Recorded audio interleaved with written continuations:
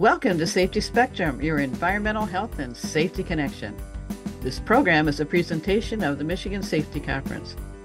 For almost a century, the annual conference has provided credible educational opportunities and valuable support to the safety and health practitioner by offering 120 instructional programs along with exhibits highlighting the latest in safety equipment, instrumentation, and demonstrations. To learn more about the conference, please find us at safetyconference.org. Welcome to Safety Spectrum. I'm your host, Sheila Ide. This program is sponsored by the Michigan Safety Conference, and our topic today is injury prevention and trauma education.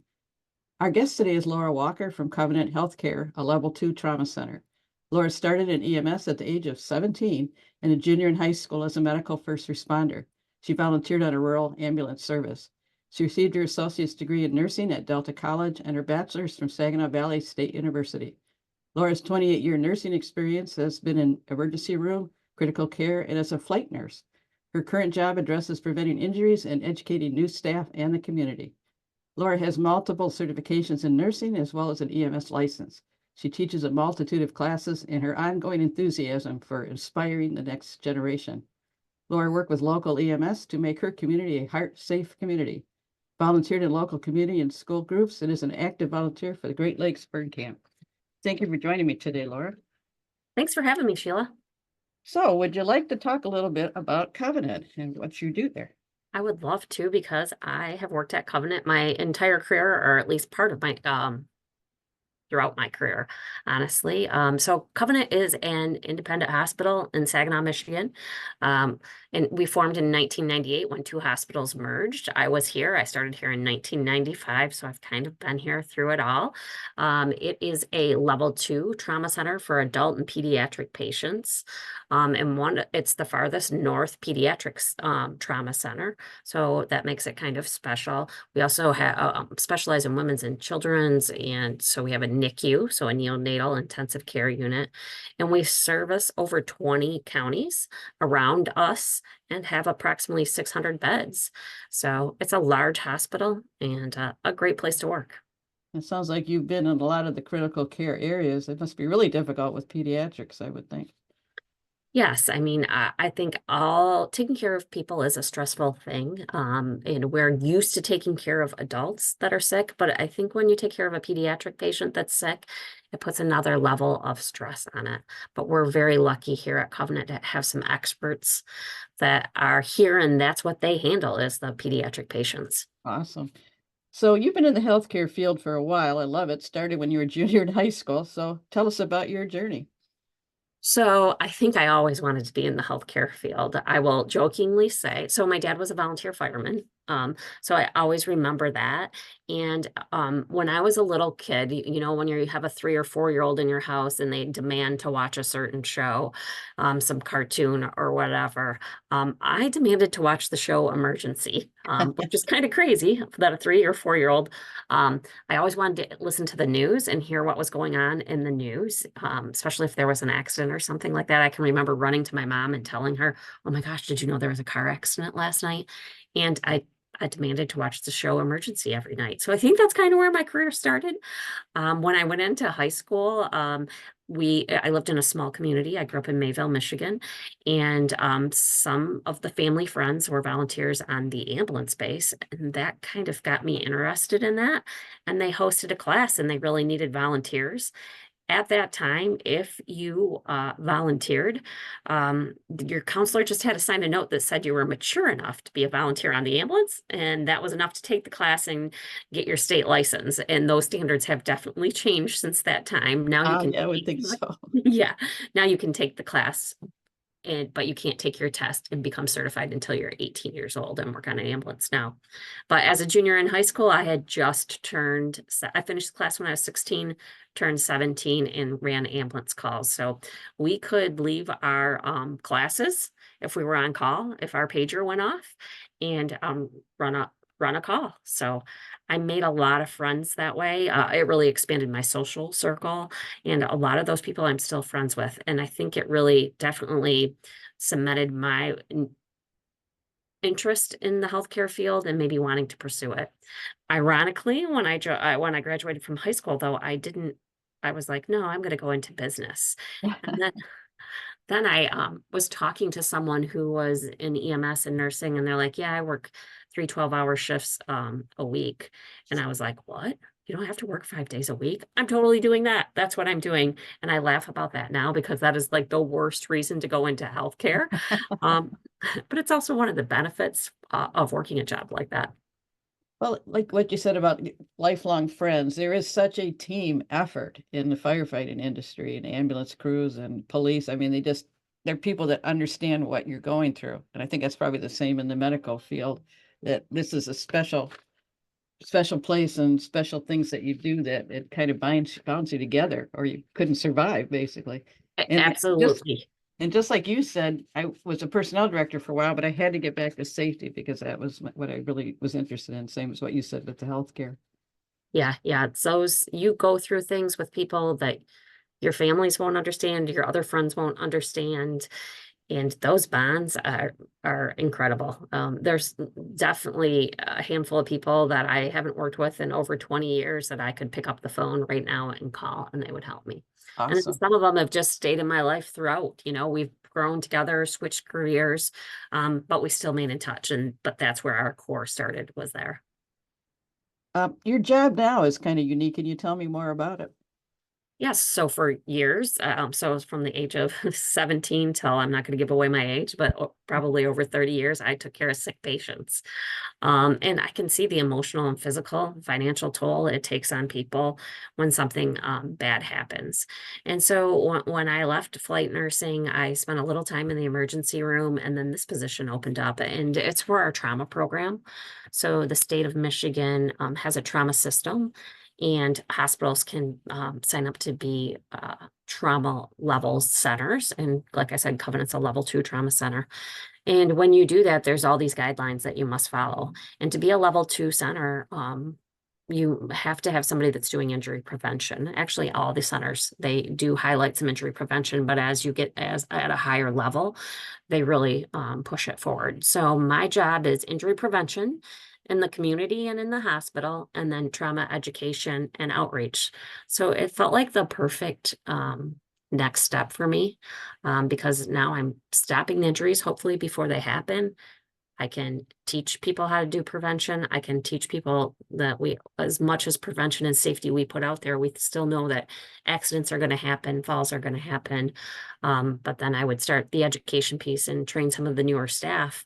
And it also allowed me to still be out in the community with a lot of my EMS and fire and police contacts. Yeah, you're applying what you've learned and you have the credibility of seeing it, doing it, being a part of it. But you can't go past a flight nurse. Now, where were you doing that?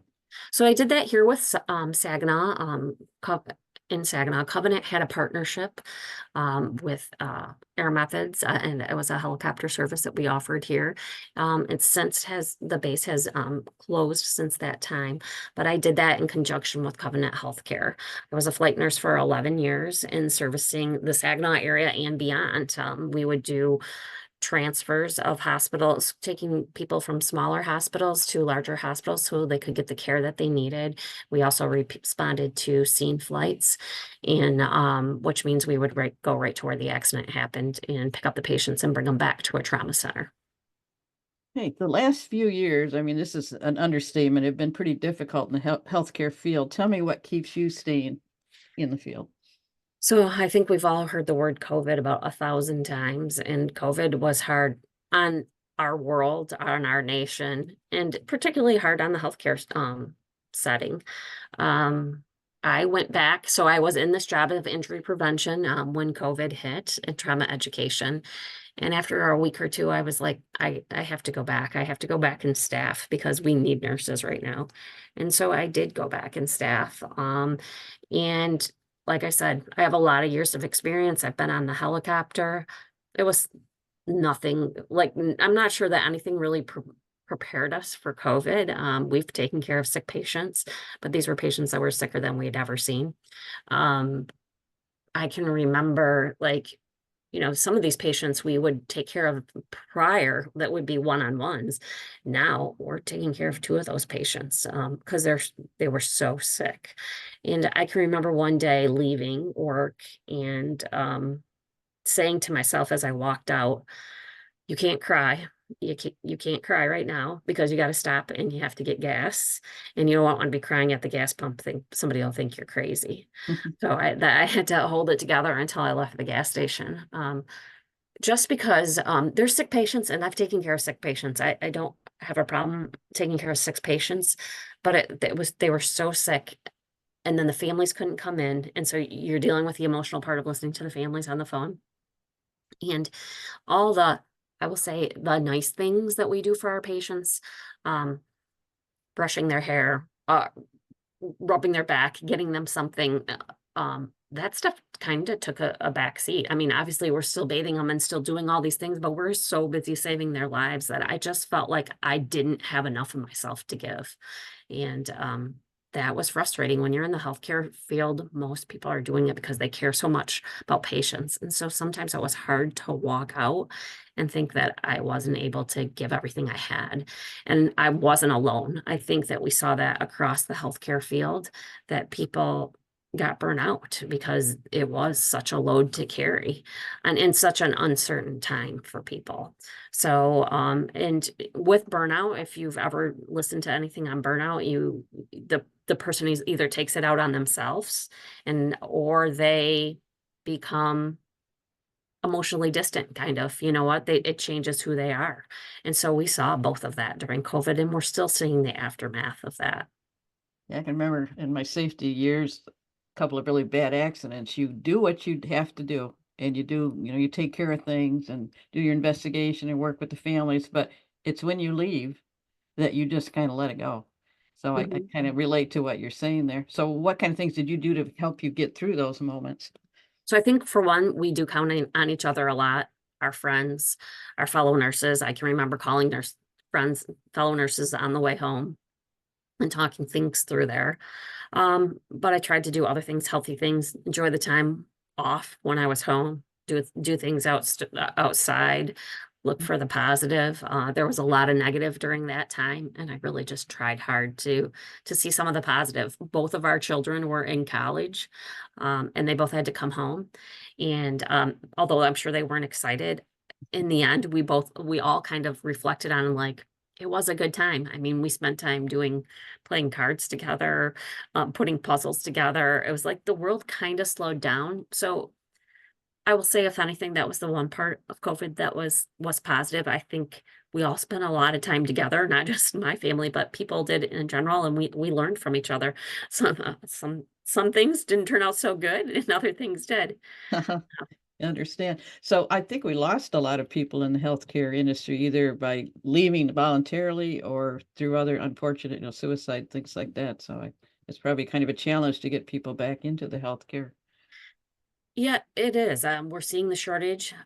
Plus, we have the baby boomer population. And I think after people saw COVID, they're like, I don't want to have any part of that. So maybe some of the rates of going into the healthcare field may have decreased a little bit. Mhm. I am a big promoter. If you're going into healthcare, you got to do it for the right reasons. I jokingly talked about at the beginning of my interview about how I was like, oh, 3 days a week. Oh, yeah, I'll do that. That's a great schedule. No one should ever go into nursing for that idea, because you won't last, and it won't be for you. The Yeah. other unique thing about nursing is, though, yes, we did have nurses say, you know what, I was going to retire in a couple years and peace out. I'm done. I'm not going to do that anymore. But nursing is such a diverse career that we can actually go so many other places. And so a lot of people looked at themselves and said, you know what? It's it's time for me to pick a different career in nursing. Maybe I'm going to go to home care and take care of one patient at home. Mhm. Maybe I'm going to work in a doctor's office instead. Maybe I'm going to, I don't know. They all left. They all did different things. So And I think it's so clever of you to bring up for the right reasons. That was my slogan when I was president of the safety conference. We do that for the right reasons. And I think that's what you enumerated there. Uh, Tell me about some of your injury prevention initiatives. okay. So like I said, as a trauma program, we are supposed to prevent injuries from happening. All of our centers, if you're a trauma program, have to invest in prevention of injuries. So top mechanisms of injuries across the United States, falls. Falls are the one reason people get hurt, and people always go, oh, it must be gunshot wounds, it must be car accidents. No, falls. Falls are the number one reason. So we do some things here at Covenant through injury prevention to prevent falls. When you talk about injury prevention, you talk about primary prevention, secondary prevention, and tertiary. So primary is like, what are you going to do to make this never happen? Okay, that people never fall. Secondary is like, oh, we realize that maybe you're getting to the point in your life that falls might happen. Maybe you were just in a car accident and now you have a broken ankle. That's going to put you at risk for falling. So what measures can we put in place there? And then tertiary is like, okay, you've fallen. What do we need to change in your home? So we try and hit those interventions at every level. So falls, we go out into the community, we do health fairs, we educate, we put out news media things. I will go into senior centers and do like a trivia game. Falls are tough because we think of seniors, but it also happens to everyone falls, right? We've all fallen once in our life. People don't like to admit when they fall. I mean, what is one of the first things you do as a person when you fall? Don't want If you're to jump younger, up real fast and then you jump up nobody real saw you. exactly. So people are always reluctant to admit that they fell. They fell. So, and as you age, you're reluctant to tell people you fell because you don't want them to start thinking, I shouldn't live in my home anymore. But we have a good discussion with our seniors, like you need to give us that information because maybe there's things we can do in your home to help prevent those falls. Maybe there's things that we can do you can talk with your physician about because ultimately everybody wants to stay in their environment and independent as long as they can. Yeah, absolutely. Yeah, so falls are a big part of our injuries and what we do. The next thing is motor vehicle accidents. So motor vehicle accidents are usually about the second cause of injury. So we do some things with senior driving. We do things with distracted driving. We go to community centers, businesses, high schools, and talk about how do we prevent accidents from happening? What are some things? We know the world is distracted. Everybody hears about cell phones that's what's causing all the accidents. And they do, because they are a distraction, but there's other distractions in your vehicle that you might not think about. Like, have you ever had your dog riding with you and they're trying to get on your lap while you're driving? That's obviously a distraction. If you're trying to eat and drive, that can be a distraction. A lot of our cars are so technologically advanced now that those also can be distractions when you're just trying to change the radio station. So we just make people aware of that in hopes in prevention of an accident. So other programs we do, like it kind of goes seasonal, like bike safety is coming up. So or it's biking season coming up. So we'll do events where we'll give out helmets or promote wearing helmets and promote what are the laws regarding biking. What's your responsibility as a driver and what's your responsibility as a bike rider to make sure that you're both safe during those situations. Well, it's kind of interesting. Falls always are one of the number one MIOSHA reportable fatalities. So it happens in the employment as well as the other areas that you talked about. So fall prevention, it's huge in industry as well. So do you work with businesses? Not as much with the fall prevention. That brings up a really good point. That would be something.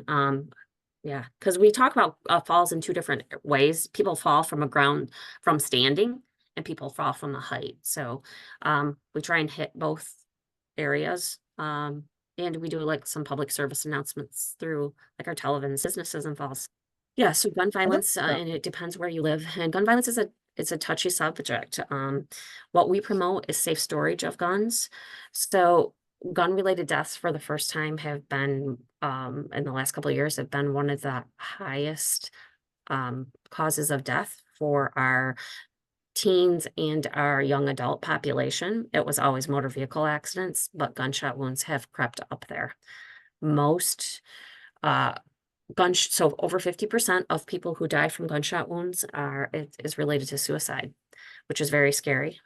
Over 50% of the weapons that are used are stolen. So that's something to think about. So instead of making talking about guns controversial, all we do is talk about safe storage.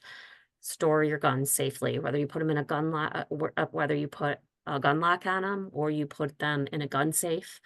That prevents them from one, being stolen, and two, if it's someone's having thoughts of suicide, that's one barrier that goes up, and hopefully in the moment, that might be something that saves that person's life. Takes a minute to think about it. So, first aid things have changed, or what's the priority? But what's the program? Stop the Bleed. That sounds interesting. Can you tell me more about that? Why that's important? So Stop the Bleed kind of hits all of our mechanisms of injuries. Stop the Bleed is a national campaign. It started after Sandy Hook Elementary School shooting. What we realized is that sometimes, despite our best prevention efforts, sometimes bad things are going to happen. People are going to fall. People are going to get in car accidents. There's shootings that happen every day in our society. Unfortunately, things are going to happen. So when I talked about primary intervention, secondary intervention, and tertiary, the Stop the Bleed kind of is in the middle of secondary and tertiary. Okay, that acknowledges the fact that sometimes things are going to happen, and we do something to stop it. So what we do is go out into the community and teach people how to control bleeding in a situation where there's a lot of blood loss, because well over 50% of the people that die initially on the scene of an accident or shooting or from a major fall die because they bleed out. And if the first person that gets to them is not medically trained, people usually choose to do one of two things. When they don't know what to do, they either freak out or do nothing. So the whole push behind Stop the Bleed is let's get out there in the communities and teach people, absolutely everybody, what to do in the event of an emergency. So where blood is involved. So that's a push with Stop the Bleed. And then if we're going to teach that class, which I've taught in many, many, many, many Stop the Bleed classes, if we're going to teach it, then we need to get the materials out there to the public. So the ultimate goal of the Stop the Bleed program is to put a Stop the Bleed kit, which includes gloves. Most of them have a pair of scissors in them. They have 4x4 sterile dressings. They have gauze. They have tourniquets, and they have a marker. And the goal is to put those Stop the Bleed kits next to every AED out in the community. That way, if I've given you the class, Sheila, and you happen to be at a community event, let's say you're at a concert, you would know if something happened where the first aid kit was. It's by the AED. It's kind of making it universal. So that's the push behind Stop the Bleed. We're going to teach everybody how to either hold pressure, pack a wound, or apply a tourniquet and wait for help to get there. Class is very, very simple. Anyone can do it. I have taught the class to young children, and we try to keep it very Age appropriate. Yeah, age appropriate. That's the great word. Age appropriate for them. So just like, you know what, if you're caught, you're going to put something on top of it and you're just going to hold it there until somebody gets there. I truly believe that kids are great to train because they don't have all that background knowledge that we do, like, holy cow, this is going to be really bad. They can sometimes perform when an adult can't. So that is kind of what Stop the Bleed is about, is just teaching this simple lesson so people will choose to help others out. Do you get some resistance about using these techniques from your students, or is this something businesses don't want to get involved with, or? Yeah, I would say sometimes. I think it's for a couple different reasons. One, we like to believe it's never going to happen to us. It's something that we're never going to need. Okay. But if you think about it, most people have had to stop bleeding, even if it's a home accident, okay? Because home accidents happen. Some people are afraid of blood. So they're like, I don't want to do any first aid class because I couldn't stand looking at blood. A lot of times in those situations, people have so much adrenaline going, they'll do things they never thought they could do. And then afterwards, they're like, oh, wow, I didn't think I could do that. Or they might feel weak afterwards, but in the moment, they were able to help somebody out. So, Yeah. so yeah. I think that's so true, because when I taught first aid classes at the Red Cross eons ago, I told people, you've got the techniques, but if you don't practice it, you're not, it's not gonna be second nature. But the best thing is just do it. Just move forward and do it. It's like you Yes. said, you get rattled, if you stop and think about it, sometimes you don't take any action at all. Right. So I work with our Saginaw Police Department and they do active shooter training. And then I followed up with a Stop the Bleed training, and they often say that, like, have a plan, okay? Because if just have random thoughts in your head, like if I'm home and my husband is working out in the garage and has a table saw and cuts himself, what would I do? Okay, well, I would grab the towels that are out there in the garage and I would throw it on top of him. I'd hold pressure and I'd put my phone on speaker and I'd call 911. Mhm. Like, just kind of thinking about that, because if you're just thinking about it, when it actually happens, you've already had those thoughts. Now, if you've never done any pre-planning and now you're put in that situation, it's pretty hard to make a plan under stress. Yeah, So just scrambling being around trying to cognizant find of your first safety. aid kit or, what have you.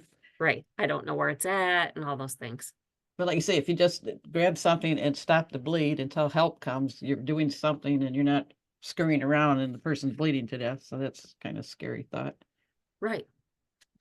So, any relevant facts that you want to share? Any other things that we haven't covered? We will talk about the burn camp, but I like the quote that's at the end of the Stop the Bleed class. It says, the only thing more tragic than a death is a death that could have been prevented.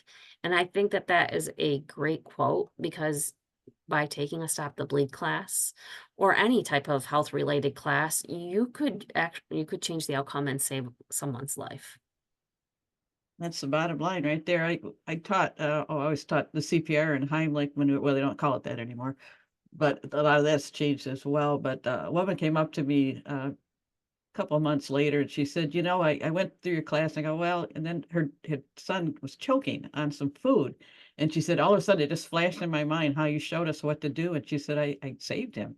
And she was so, I mean, you don't often see the results of what you teach. And, you have to kind of be a self-motivator on that stuff. But it's kind of nice when somebody comes back and says, from what you taught me, I was able to save a life. So, Yes, that is so true. And injury prevention is one of those tough things because we don't know what we prevented. Okay. right. You can't measure Exactly. what didn't happen, right?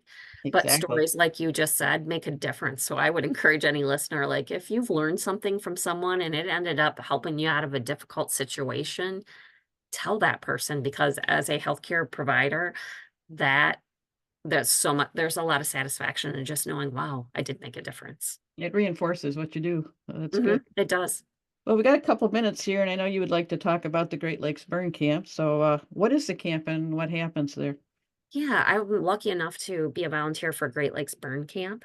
So it's here in Michigan, and it's a camp that is designated for children that have been burned by any source, any amount. We know that burns are, one, very painful, and that there's a lot of psychological scars that come from burns. And often in the acute setting, we're so focused on getting our child's burns to be healed physically that we don't always remember the mental impact that it has. So Great Lakes Burn Camp was established in 1995. And it is funded by donors and ran by volunteers that give those kids a chance to go to camp for a week with other kids that have dealt with burns just like they have. And there's no better um, therapy, coping mechanisms than to be with other people that have gone through something that you have. So it's hosted twice a year. In the winter, we just got done in mid-February having it up in near at Black Lake, the Mhm. UAW By camp up Onaway, there. yeah. Yeah, Onaway. Yes, near Onaway. And it was a long weekend over President Day's weekend, and we help arrange transport for the children. And we did outside activities. We had sled dogs. We went snowmobiling. Went sledding. We did crafts, like all the things you think of with camp. We had over 40 campers there throughout the state of Michigan, and some from out of state too. So we arranged transportation for the kids to get there. So that was our winter camp. And then summer camp will be in August. It's the first week in August. And it's held at Pretty Lake, which is just outside of Kalamazoo. And we'll do all the summer camp activities that can go on Oh, there. how would someone apply to go to the camp? So you can go on to Great Lakes Burn website. Um, just Google Great Lakes Burn Camp and it will pop out. And that gives our website. It gives how to volunteer there, how to donate there, and how to register for camp there. They could also reach out to me because I am their camper recruiter. So we're a volunteer organization. We don't do commercials. We, don't set up.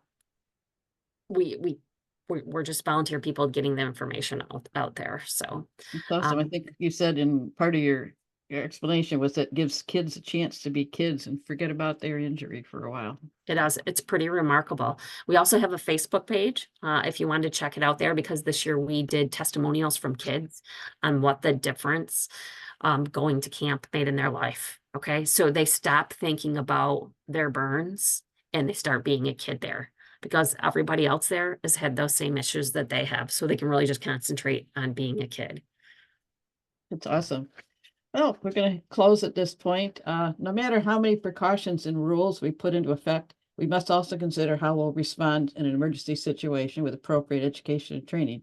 I'd like to thank Laura Walker from Covenant Healthcare for sharing her expertise on the Safety Spectrum podcast, and she can be reached at lwalker@chs-mi.com.